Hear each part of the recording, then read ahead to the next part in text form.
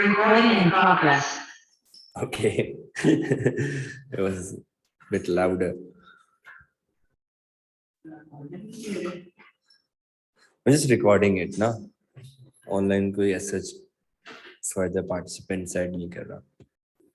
Okay, so we're going to start from the topic of blood. What exactly blood is?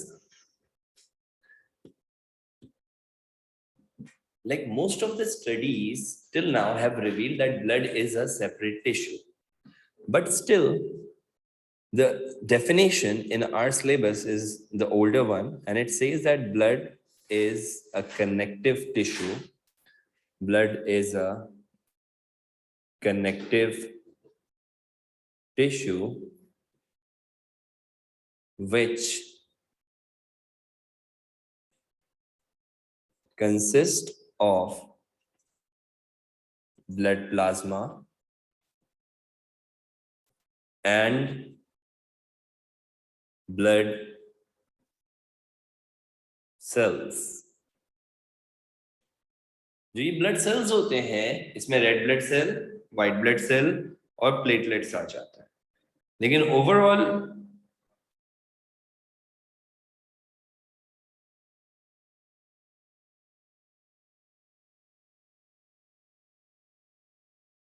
एक minute देना यार बेटा.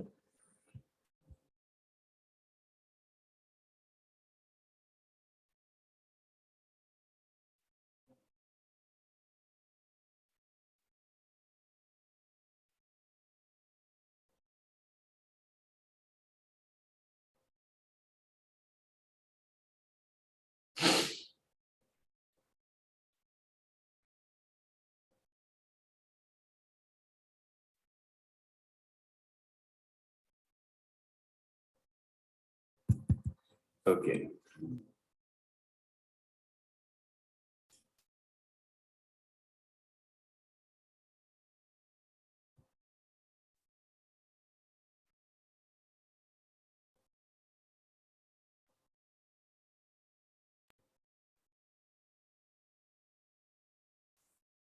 Okay जी. तो ब्लड के अंदर क्या क्या आ रहा है? ब्लड के अंदर आ रहे हैं ब्लड कॉर्पसूल्स. ब्लड कॉर्पसूल्स क्या होते हैं? ब्लड कॉर्पसूल्स की अगर आप बात करते हैं तो उसके अंदर red blood cell, white blood cell और इसके अलावा प्लेटलेट्स आते हैं. प्लेटलेट्स कंप्लीट सेल नहीं है बल्कि प्लेटलेट्स जो है ना वो फ्रेगमेंट ऑफ सेल्स होते हैं.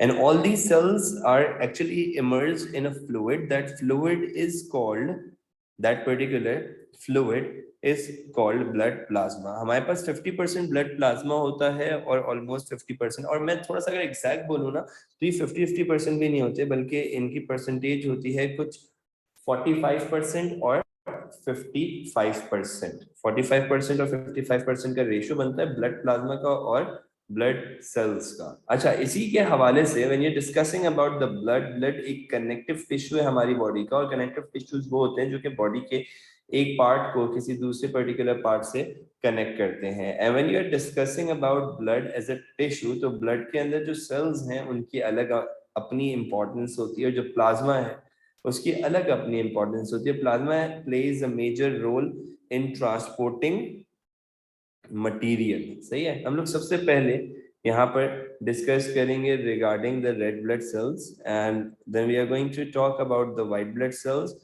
and then we will be discussing about the platelets. And when we'll be discussing about the platelets, we are going to talk about the clotting process as well. The very first thing that you need to understand is that blood is categorized into, the complete blood is categorically divided into Alhamdulillah,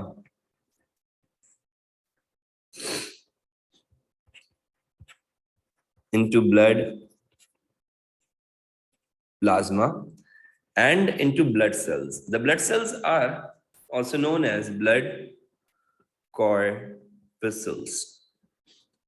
So now when you're talking about the blood plasma, जब आप blood plasma की बात करते हो, blood plasma एक cell के बाहर का फ्लूइड है. हम इसको टिश्यू फ्लूइड भी कहते हैं. Blood Plasma is also known as tissue fluid of the blood. And being very specific about its percentage, it is 55% of the total blood. And you also need to know that the blood plasma consists of water. कितना percent water होता है इसमें? Up to 90% water होता है. It consists of up to 90% water, and the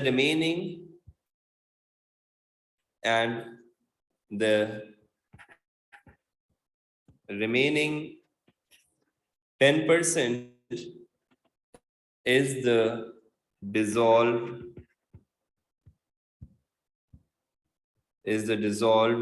substances.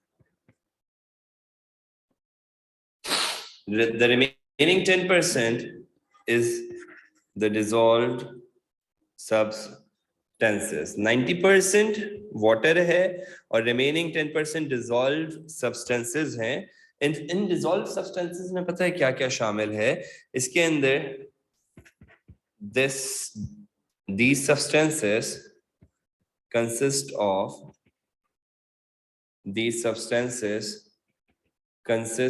of namely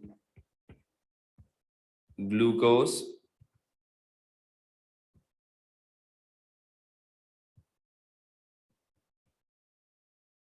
amino acid,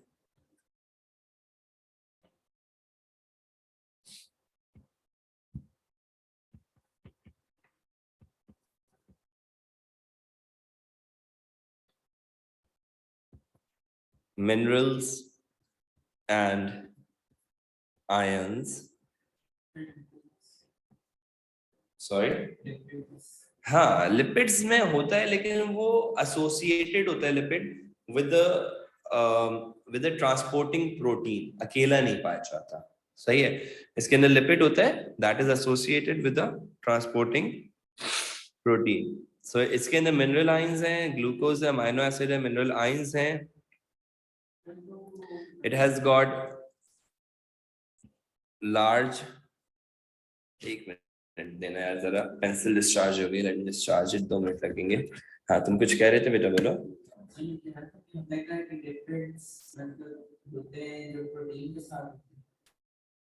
lipid ना, क्योंकि water soluble नहीं होता. सही है. लिपिड वाटर इनसॉल्युबल सब्सटेंस है, तो इसीलिए वो मौजूद तो होता है ब्लड प्लाज्मा में, लेकिन उसको कोई ट्रांसपोर्ट करने वाला प्रोटीन होता है जिसके साथ वो फ्लो कर रहा होता है, मूव कर रहा होता है. वो इनडायरेक्टली अकेले मौजूद नहीं होता. ठीक है. टिश्यू फ्लूइड मतलब वो फ्लूइड, वो वाटरी फ्लूइड जो कि किसी टिश्यू के अंदर मौजूद हो, सेल के बाहर, वो टिश्यू फ्लूइड कहलाता है. ठीक है. अच्छा, मिनरल आयंस आ गए आपके पास. इसके अलावा इसके अंदर लार्जर प्रोटीन्स होते हैं. लार्जर प्रोटीन्स की अगर मैं बात करूं तो जैसे कोलेजन, एल्ब्यूमिन, यस, एल्ब्यूमिन और क्लॉटिंग प्रोटीन्स. अब क्लॉटिंग प्रोटीन्स में कौन आ रहा है? ये कोलेजन आ गया, एल्ब्यूमिन आ गया, एंड क्लॉटिंग प्रोटीन्स आ गए, जिसके अंदर आ रहा है आपके पास फिब्रिनोजन एंड थ्रोम्बिन. क्या आ रहा है इसके अंदर? Fibrinogen and thrombin. इसके अलावा प्रोथ्रोम्बिन मतलब इनएक्टिव फॉर्म में प्रोथ्रोम्बिन और बाद में एक्टिव होके थ्रोम्बिन, तो वो दोनों ही मौजूद होते हैं. सही है. थ्रोम्बिन प्रोथ्रोम्बिन से ही लाइक एक्टिवेशन के बाद बनता है उसी की. अच्छा, इसी तरह से अब जो वेस्ट मटेरियल है ना, वो भी इसमें मौजूद होता है ना. सही है. तो वेस्ट मटेरियल जैसे कि यूरिया, यूरिक एसिड, और क्रेटिनाइन वगैरह, ठीक है, ये सब भी मौजूद है इसके अंदर। इसके अंदर ना जो हार्मोन सिक्रीट किए जाते हैं वो भी मौजूद होते हैं। ये सब क्योंकि प्लाज्मा ट्रांसपोर्ट करवा रहा है, इसीलिए ये प्लाज्मा का हिस्सा है। They are all the part of plasma because plasma is helping to transport these material from one place to another. Okay, तो इसकी सबके साथ मिलके आपके पास ये बन जाता है ब्लड प्लाज्मा, और दूसरे एंड पे हमारे पास आते हैं ब्लड कॉर्पसल्स। अच्छा, अब जब आप ब्लड कॉर्पसल्स की बात करते हो, when you are talking about blood corpuscles, तो एक चीज जो कि समझनी है ना हमने इसमें, वो क्या है, that these blood corpuscles are actually divided into two major categories, और इसके साथ एक फिर एक माइनर कैटेगरी भी होती है। दो मेजर कैटेगरीज क्या है, एक होता है रेड ब्लड सेल और दूसरा होता है white blood cell. सही है। So the very first thing that we are going to talk about in the blood corpuscles is, अच्छा blood corpuscles को पहले ऐसे identify कर लो कि क्या होते हैं। The blood corpuscles are blood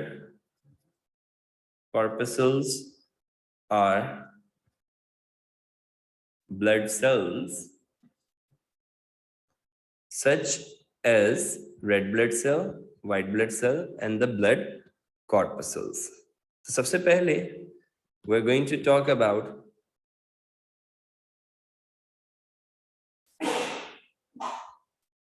the red blood cell. सबसे पहले क्या आ जाएगा आपके पास, सबसे पहले आता है रेड ब्लड सेल। जब आप रेड ब्लड सेल की बात करते हो तो रेड ब्लड सेल बहुत छोटे साइज में होते हैं, and they are up to 7 micrometer. They're small, or you can say simply tiny disc shape cells with up to 7 micrometer in size. And along with this, the next thing that you have is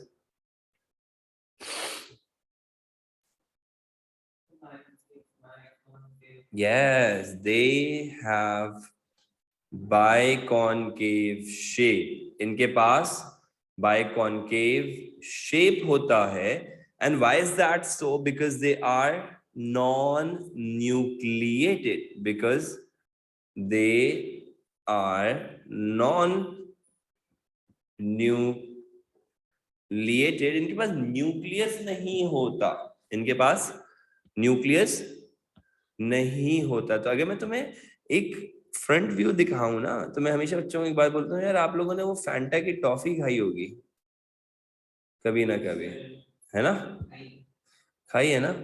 वो जो Fanta की toffee का shape है ना, वही red blood cell का shape होता है। जो फैंटा की टॉफी का शेप है, that is the shape of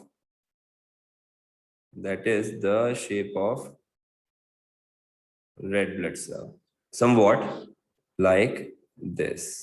I hope कि यार ये शेप समझ में आ रहा होगा कि रेड ब्लड सेल का शेप है कैसा।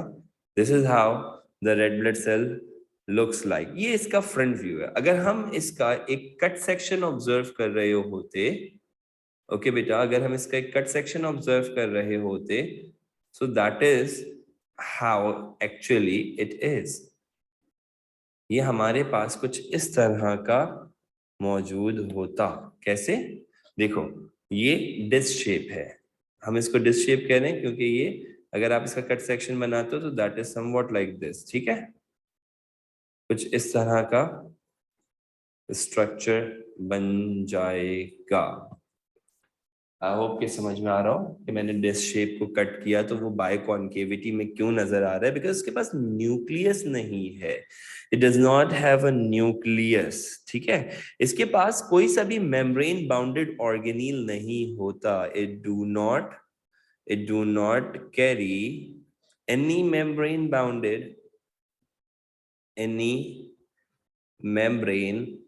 बाउंडेड ऑर्गेनील, इसके पास कोई सा भी मेम्ब्रेन बाउंडेड ऑर्गेनील नहीं होता। जब इसके पास कोई सा भी मेम्ब्रेन बाउंडेड ऑर्गेनील नहीं है तो फिर इसमें क्या होता है? It only carry, it contain haemoglobin only.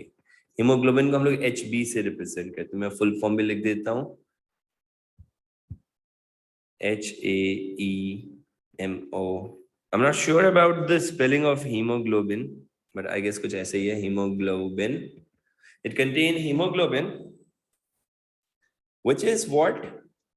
Which is iron containing pigment, which is iron containing pigment. क्या होता है ये? iron containing pigment है, which is iron containing pigment, along with globular, क्योंकि इसके नाम में भी ग्लोबिन आ रहा है ना, तो उससे याद रहेगा, along with a globular protein. Along with what? Along with a globular protein. अच्छा, ये ग्लोब्यूलर और स्ट्रक्चर ऑफ प्रोटीन के बारे में ना आप लोग वैसे ही आगे चल के पढ़ते हो ए लेवल्स के अंदर, but for now just to make sure, globule like, ball like structure का प्रोटीन होता है, बॉल लाइक शेप का प्रोटीन होता है, उसको ग्लोब्यूलर प्रोटीन कहते हैं। बाकी डिटेल आपको आगे चल के मिलेगी regarding this, but for now इतनी डिटेल काफी है कि भाई ये एक आपके पास ball shape structure, ball like structure है, or this is how actually the structure is.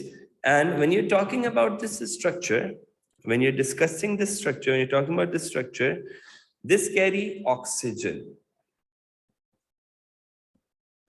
Hemoglobin carry oxygen. तो हीमोग्लोबिन कैसा होता है? हीमोग्लोबिन, एक haemoglobin 1HB means one hemoglobin can binds with 4 oxygen molecule. इसको वर्ड्स में लिख देते हैं, मैं अलग से एक्सप्रेस कर दूंगा, 4 oxygen molecules. 4 oxygen molecules का मतलब क्या है भाई? When you talking about the 4 oxygen molecules, you must need to mention that hemoglobin होता है, उसमें 4O2 ऐड कर देंगे आप, वो कैसा हो जाएगा? वो ऑक्सी हीमोग्लोबिन हो जाता है। और बेटा oxy haemoglobin is more brighter in colour, ये ब्राइट रेड कलर का होगा। ऑक्सी हीमोग्लोबिन कैसे कलर का होता है? ब्राइट रेड कलर का होता है, ठीक है।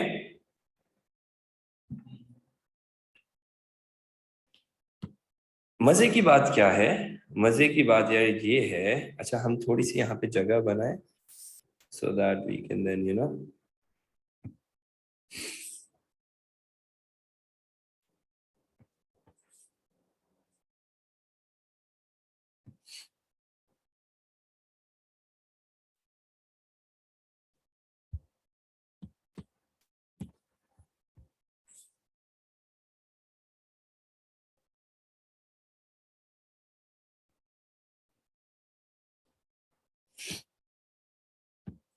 अच्छा जी, so now for now you need to understand this कि एक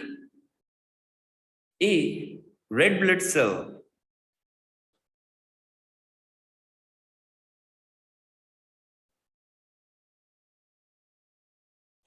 का लाइफ स्पेन बहुत छोटा होता है।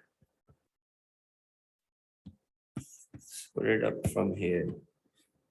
A red blood cell is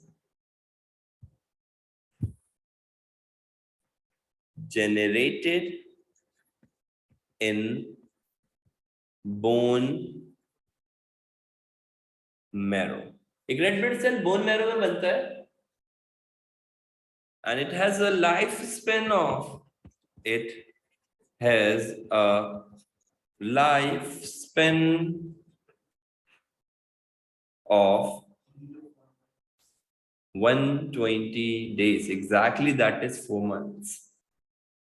120 days, that is 4 months.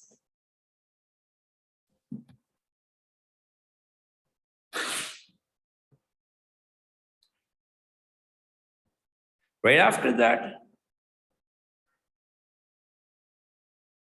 when it is broken down in its spleen, when it is broken down in spleen, it's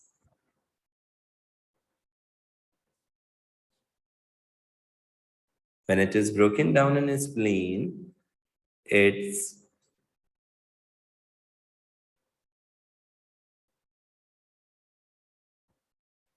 iron is stored back within the liver. Yes. Iron कहाँ पे आके store हो जाएगा? Within the liver. Spleen एक organ होता है जहां पे हमारा रेड ब्लड सेल जाके टूटता है, ठीक है? एक ऑर्गन होता है that is placed right beside the stomach, ठीक है? So that's all about the red blood cell. मुझे बताओ कि रेड ब्लड सेल के बारे में ये सारी बातें क्लियर हैं? कोई कंफ्यूजन तो नहीं है इसमें? All good guys? पिगमेंट की डेफिनेशन क्या है? पिगमेंट का मतलब कलर, ठीक है भाई? अच्छा, ब्लड क्लॉटिंग वाला एलिमेंट आ जाएगा हमारे पास, इसको थोड़ा सा स्क्रॉल डाउन कर देते हैं. We first going to talk about the white blood cells, then we are going to jump over the platelets, फिर हम लोग जो है वो इसकी बात करेंगे. तो व्हाइट ब्लड सेल्स क्या होते हैं? What are white blood sales?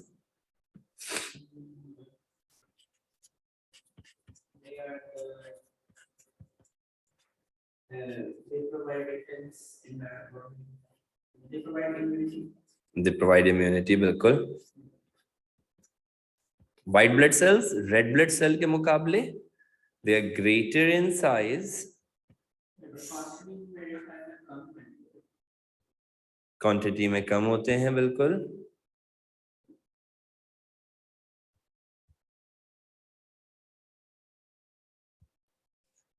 अच्छा जी, white blood cells are the part of defensive mechanism, that is immune system of our body.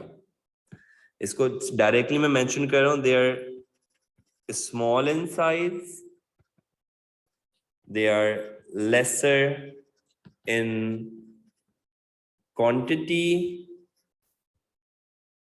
and they have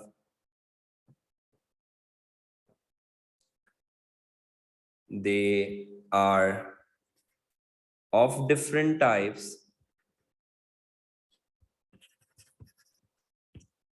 They're smaller in size, they are lesser in quantity, and they are of different types.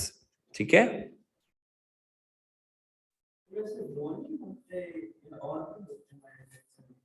White blood cells क्या होते हैं?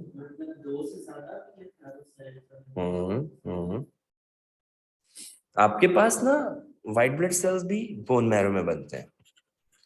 They are also synthesized in bone marrow, but they have a very shorter lifespan. But they have very short lifespan. कितना lifespan होता है इनका? Up to 3 to 4 days का. Days, 3 to 4 days, not month. Okay. They are nucleated with irregular shape.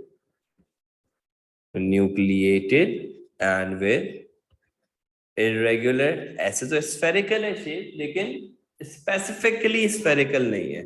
Irregularly spherical shape है. Irregular shape कह सकते हैं आप इसको. तो जो white blood cells होते हैं ना, all the white blood cells that are present, they have one major thing to discuss over here.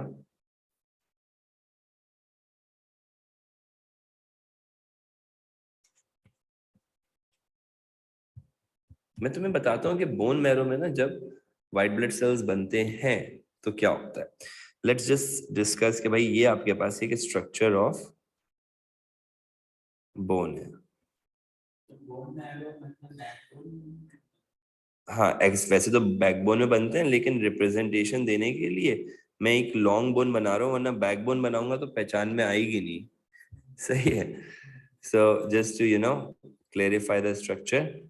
देखो भाई, हमारे पास बोन का स्ट्रक्चरल कंपोनेंट होता है समवॉट लाइक दिस.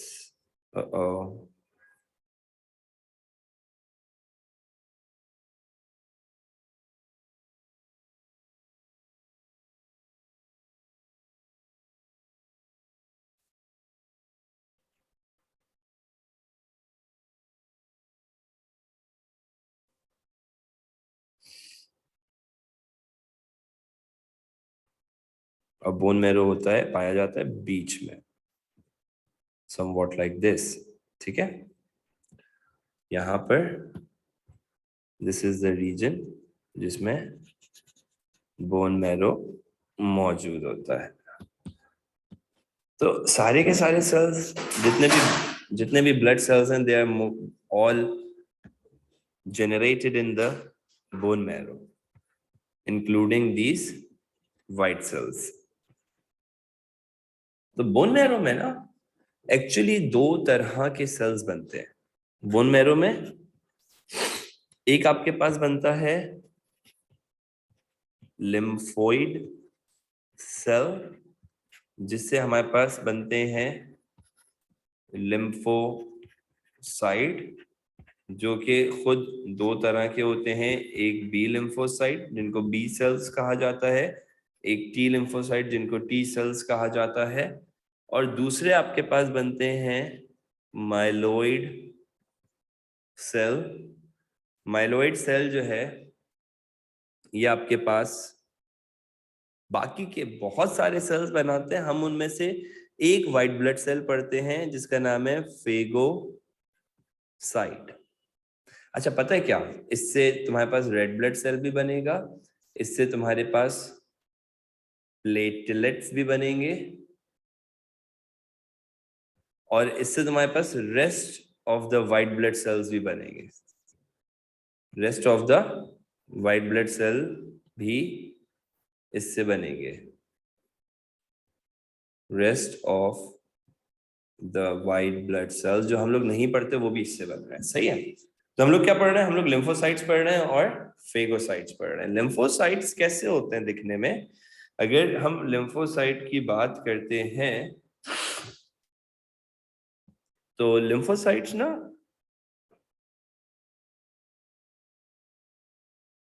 साइज में फेगोसाइट के मुकाबले छोटे होते हैं.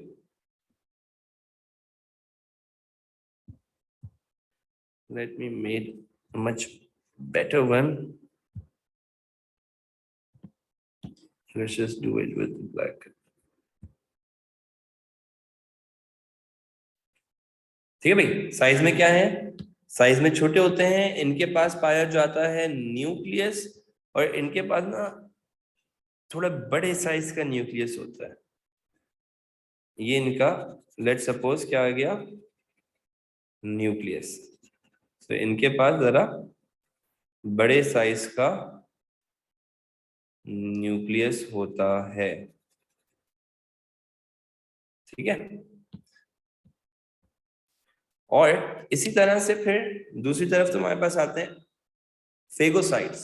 फेगोसाइट्स के पास बड़े ही अलग किस्म का न्यूक्लियस देखेंगे आप. सही है. मैं फेगोसाइट्स भी ड्रॉ कर देता हूं ताकि फेगोसाइट्स का भी आइडिया हो जाए. थोड़ा सा इरेगुलर सा शेप है, लेकिन उसके मुकाबले जरा साइज में बड़े हैं, और न्यूक्लियस बड़ा ही डिफरेंट स्ट्रक्चर रिप्रेजेंट करता है. बेटा ये दो टाइप्स हैं लिम्फोसाइट्स की. Don't need to go in the detail.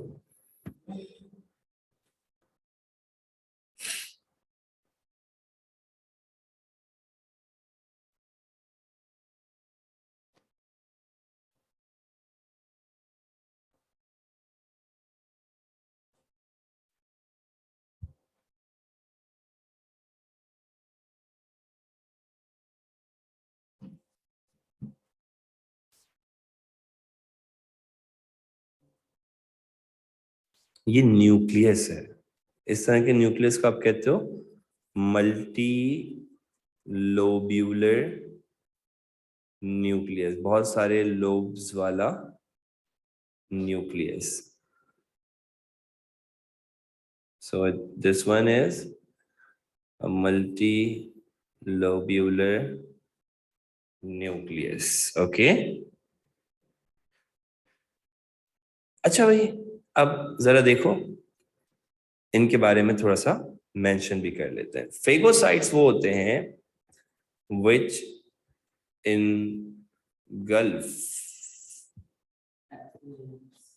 engulf the pathogens such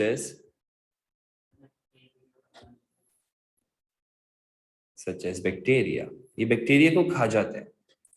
जो दूसरी तरफ आपके पास लिम्फोसाइट्स है ना, इनका काम क्या होता है? Yes, they produces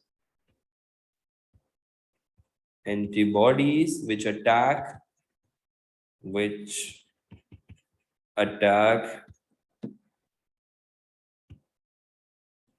the bacteria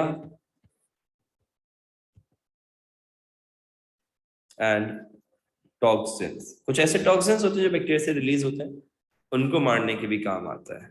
okay, इसके बाद हमारे पास, अच्छा, हम फेगोसाइट्स के हवाले से जब मेंशन करते हैं तो फेगोसाइट्स जो है ना, दो तरह के होते हैं। एक होते हैं बिग ईटर, एक होते हैं स्मॉल ईटर। जो बिग ईटर्स हैं उनको कहा जाता है मैक्रोफेजेस, जो पूरे पूरे बैक्टीरिया खा सकते हैं। फिर एक होते हैं आपके पास स्मॉल ईटर्स। जो स्मॉल ईटर्स होते हैं उनको कहा जाता है न्यूट्रोफिल्स। ठीक है, ये फेगोसाइट्स की दो टाइप्स है। ठीक है, मैंने वहां पे भी दो टाइप बता दी, यहाँ पे भी आपको दो टाइप बता दी। So you don't need to go into the detail of the types at your level particularly, but आगे चल के हो सकता है कि तुम जब एएस में पढ़ो तो फिर इसमें मैक्रोफेजेस और न्यूट्रोफिल्स के डिफरेंसेस पढ़ोगे, उसका आइडिया हो जाएगा। अभी के लिए फेगोसाइट्स है काफी। ठीक है, इसके बाद फिर हमारे पास एक सेल आ गया इसमें से, हमारे पास एक सेल आ गया इसमें से फेगोसाइट, हमारे पास एक सेल आ गया इसमें से लिम्फोसाइट, हमारे पास एक सेल आ जाता है फिर प्लेटलेट। प्लेटलेट की अगर आप बात करते हैं, platelets are not cells, platelets are yes, they are fragments of cell, छोटे छोटे टुकड़े हैं, पीसेस हैं सेल के। yes, they help in clotting of blood। जब कहीं से ब्लड लीक हो रहा होगा ना, तो ये एक्टिवेट हो जाते हैं। They are activated during an injury, किसी इंजरी के वक्त, ड्यूरिंग एनी इंजरी ये एक्टिवेट हो जाएंगे। ये नॉर्मल से ऐसे इरेगुलर से शेप के आपके पास फ्रेगमेंट्स होते हैं। जब ये एक्टिवेट होते हैं ना, तो ये स्पाइकी अपीयरेंस बना लेते हैं। कैसा अपीयरेंस बनाते हैं? ये स्पाइकी अपीयरेंस। ठीक है भाई, आई होप कि यार ये समझ में आ गया होगा।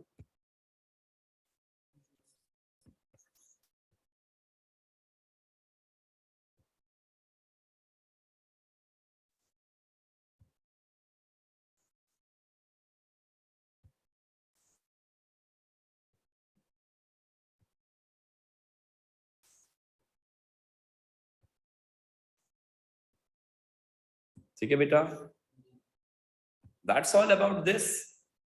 We can move on with the process of platelet. The process of platelet is called blood clotting. ये थोड़ा सा पहले से लिखा हुआ है, मेंशन हुआ हुआ है। आई होप कि समझ में आ जाए तुम्हें। जरा ऑब्जर्व करना। ब्लड क्लॉटिंग और कोगुलेशन इज अ प्रोसेस जो कि ब्लड के लीक आउट होने को प्रिवेंट करता है, यानी कि ब्लीडिंग प्रिवेंट करता है। कब होता है? जब कोई वेसल इंजर्ड हो जाए, कोई वेसल कट हो जाए, तो फिर आपके पास ये काम करता है। स्टेप 1 में आपके साथ है प्लेटलेट्स। प्लेटलेट्स एक्टिवेटेड हो जाते हैं। प्लेटलेट्स स्पाइकी और स्पाइनी हो जाएंगे शेप में, क्लॉटिंग फैक्टर्स एक्टिवेट हो जाते हैं, the clotting factors are activated. फिर स्टेप 3 के अंदर क्या होगा कि जो प्रोथ्रोम्बिन है ना वो कन्वर्ट हो जाएगा, एक्टिवेट हो जाएगा एक्चुअली थ्रोम्बिन में, क्लॉटिंग फैक्टर्स एक्टिवेट हो रहे हैं, जैसे कि प्रोथ्रोम्बिन भी एक क्लॉटिंग फैक्टर है, एक्टिवेट होकर थ्रोम्बिन में जाएगा। तो ये टोटल 13 क्लॉटिंग फैक्टर होते हैं। हम लोगों को तो सारे नहीं पढ़ने, अल्लाह का शुक्र है, हमें सिर्फ एक दो के नाम पढ़ने हैं, सही है। सो सबसे पहले जब कहीं पे कट लगेगा, ब्लीडिंग हो रही होगी, प्लेटलेट स्पाइक की अपीयरेंस हो जाएंगे, एक्टिवेट हो जाएंगे, और साथ ही साथ ये स्टेप वाइज ऐसे नहीं कि पहले ही होगा फिर होगा, साथ ही साथ आपके पास क्लॉटिंग फैक्टर भी एक्टिवेट हो जाएंगे, जैसे कि प्रोथ्रोम्बिन जब वो थ्रोम्बिन में कन्वर्ट हो जाता है। इस थ्रोम्बिन की वजह से, इस थ्रोम्बिन की वजह से आपके पास फिब्रिनोजिन जो कि सॉल्युबल प्रोटीन होता है, फाइब्रस प्रोटीन है, सॉल्युबल है अभी ब्लड प्लाज्मा में, इनसॉल्युबल हो जाएगा, फिब्रिन में कन्वर्ट हो जाएगा। अब जब वो फिब्रिन में कन्वर्ट होगा ना तो अपने साथ इंटैंगल कर लेगा स्पाइकी अपीयरेंस वाले, स्पाइकी अपीयरेंस वाले, स्पाइकी अपीयरेंस वाले प्लेटलेट्स को और साथ में रेड ब्लड सेल को, और वो एक क्लॉट बना देगा, वो एक क्लॉट बना देगा, वो क्लॉट वहां पे आके प्लग इन हो जाएगा जहां से ब्लड लीक हो रहा था, ब्लड ब्लीडिंग रुक जाएगी। सो दैट्स ऑल विद दिस। ये कुछ स्टेप्स हैं जिसको आप सीक्वेंशियली याद कर सकते हो कि भाई प्लेटलेट से एक्टिवेट हो गया, स्पाइकी अपीयरेंस हो गया, क्लॉटिंग फैक्टर एक्टिवेट हुए, प्रोथ्रोम्बिन थ्रोम्बिन बना, थ्रोम्बिन ने फिब्रिनोजिन को एक्टिवेट किया, वो फिब्रिन बन गया, फिब्रिनोजिन सॉल्युबल होता है, फिब्रिन इनसॉल्युबल, जब वो इनसॉल्युबल होता है वो इंटैंगल्ड होता है, वो लचता है प्लेटलेट्स के साथ जो कि ऑलरेडी स्पाइकी अपीयरेंस हो चुके हैं, साथ में वेसल्स कंस्ट्रिक्ट करती हैं, रेड ब्लड सेल भी उलझ जाते हैं उसके अंदर, और वो एक क्लॉट बना लेता है जो कि प्लग इन कर जाता है वहां पे जाके। This is how the blood clotting takes place when there is bleeding in our body, and that's all about, that is all about the blood. With this we'll be keeping this recording till here.